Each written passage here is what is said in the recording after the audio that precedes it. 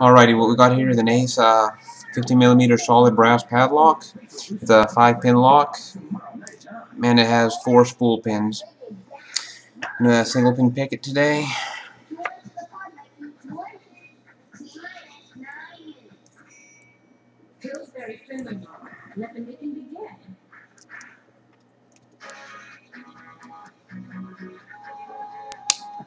You can hear there's a false set, and let's just continue to pick the rest of these pins. They're kind of a pain in the butt to pick because when you set one of them, it'll unset some of the rest.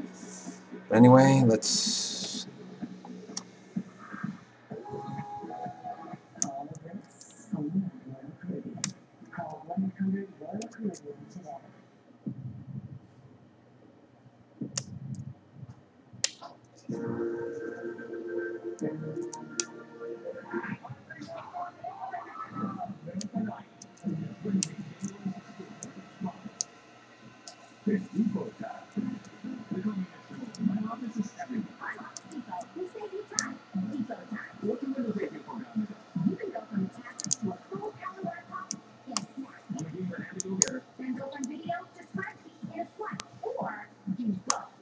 Here we go.